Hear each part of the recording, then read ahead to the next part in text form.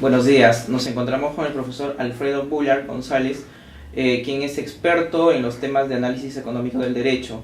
Él es docente ordinario de la Universidad Pontificia La Católica y de la Escuela de Maestría de la Universidad del Pacífico. Doctor, le saluda César Acevedo en nombre de Alerta Informativa y de todo el equipo de investigación.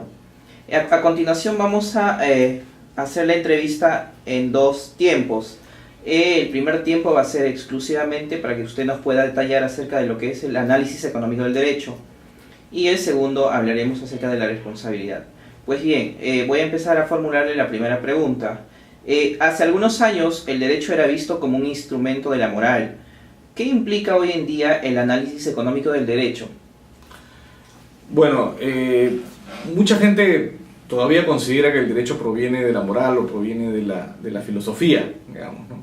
Y yo creo que el derecho en realidad es una herramienta que, si bien puede tener impactos vinculados a temas morales o a temas filosóficos, es una herramienta práctica.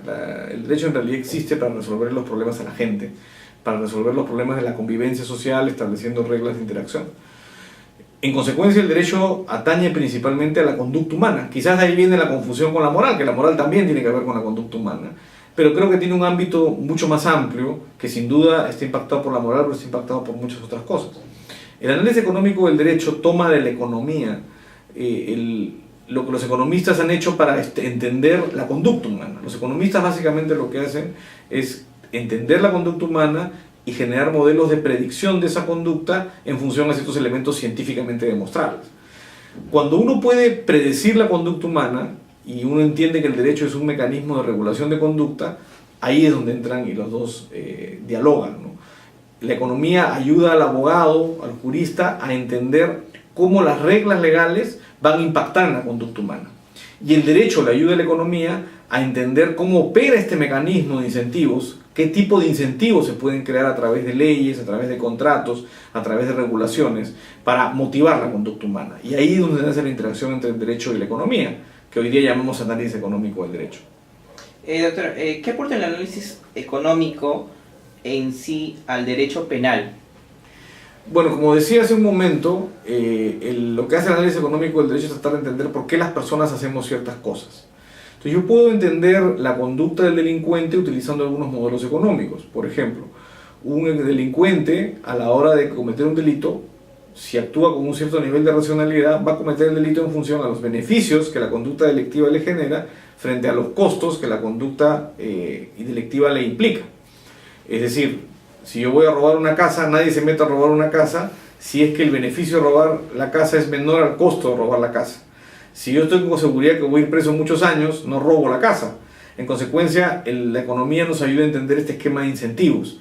Nos ayuda a entender, por ejemplo, que los delincuentes no solamente actúan en función a la magnitud total de la pena, sino lo que se llama la capacidad de detección.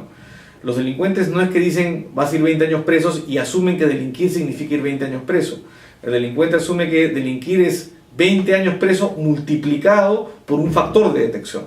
Por ejemplo, si lo van a agarrar a uno de cada 10 delincuentes, en realidad lo que estás diciendo es que va a ir, el costo esperado de cometer el delito es ir 2 años preso, no 20, porque hay una probabilidad entre 10 de ir 20 años preso. Y los delincuentes saben esto, eso explica por qué delitos con sanciones muy altas no necesariamente desincentivan a quien va a cometer la conducta, ¿no? Doctor, ¿la creación de leyes sin observar el contexto social afecta a nuestra política criminal? Claro, sí. Una de las cosas que los economistas saben es que se requiere información para tomar decisiones. Hay un famoso economista americano que tenía una frase colgada en la pared que decía: In God we trust, all others please bring data. Confiamos en Dios, pero todo lo demás por favor traernos datos. Porque no podemos tomar decisiones solamente en lo que creemos, sino tenemos que tomar decisiones en lo que sabemos. El análisis económico del derecho introduce a los abogados en la rigurosidad de la data, en que para tomar decisiones de cualquier tipo, que incluye la política criminal, se requieren datos o información estadísticamente organizada para tomar decisiones correctas. No se trata solo de tomar decisiones en función a lo que uno cree que es justo. La regulación o las decisiones de política penal o de cualquier otro tipo de política jurídica no son decisiones emocionales o no meramente emocionales. Son decisiones que deben tener algún nivel de base científica, racional, demostrable. Entonces, cuando por ejemplo uno tiene que tomar decisiones como por ejemplo legalizar o no la tenencia de armas, uno tiene que conocer cuál ha sido el impacto de la tenencia de armas en los niveles de delincuencia. Usualmente uno emocionalmente tiende a pensar que cuando se permite o se legaliza el uso de armas, los niveles de delincuencia van a subir porque la gente va a tener más armas disponibles. Bueno, la data empírica en países donde se ha hecho investigaciones demuestra que es exactamente lo contrario. La legalización de armas reduce los niveles de delincuencia. ¿Por qué? Porque cuando los ciudadanos comunes y corrientes tienen armas a su disposición, se pueden defender. Y el temor de que el delincuente que el ciudadano se defienda desincentiva la conducta del delincuente. Entonces, cuando uno tiene la data, puede llegar a conclusiones muy distintas a cuando decide según lo que uno cree, ¿no? Y lo que muestra el análisis económico del derecho es que muchas decisiones, que muchas veces son equivocadas, pueden evitarse los errores que estas decisiones implican si uno utiliza correctamente información y data. Doctor, siguiendo en el mismo contexto, si bien es cierto, hoy en día se habla de una ola y de una crecida de nuestra legislación acerca de la corrupción de funcionarios públicos contra la administración pública, desde el punto de vista del análisis económico, ¿qué es lo que está pasando? ¿Por qué existe este alto grado de infracción a esta norma penal? Bueno, lo que pasa es que los temas de corrupción solemos mirarlos como con un razonamiento que es en principio correcto, pero es totalmente incompleto. Uno usualmente enfrenta desde el punto de vista del derecho el problema de corrupción con el siguiente razonamiento. Los delincuentes son corruptos porque no los castigan. Es decir, los funcionarios se vuelven corruptos porque no los castigan. Entonces, ¿qué hay que hacer? Hay que subir las penas, ¿no? Y hay que subir la capacidad de detección para que haya menos delincuentes corruptos. Y es menos funcionarios corruptos. Y sí, puede ser, pero es incompleto. ¿Y por qué es incompleto? Porque las herramientas que el derecho da no se limitan solo a la sanción, sino también a otro tipo de incentivo, como el premio. Es decir, uno puede corregir la corrupción, por ejemplo, premiando al funcionario en lugar de castigándolo. ¿Cómo? Si yo, cuando hago una gestión pública, mi nivel de remuneración es distinto según mi gestión es buena o es mala, eso me genera incentivos para hacer una buena gestión.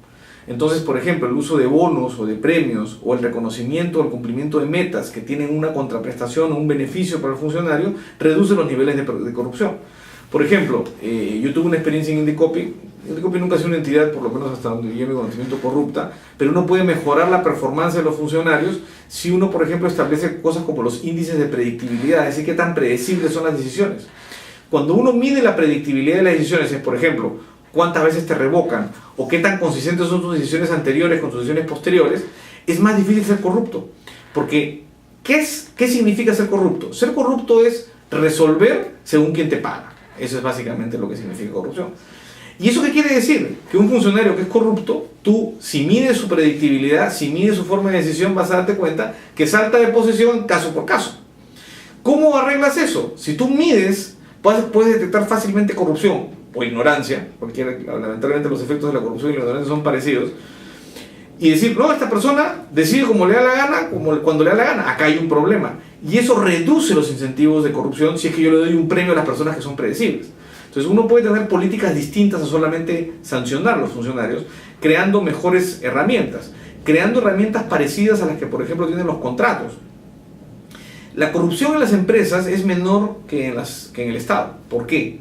Porque las empresas tienen esquemas de contratos. Los contratos establecen metas que tú tienes que cumplir y establecen obligaciones que por las cuales tienes que responder.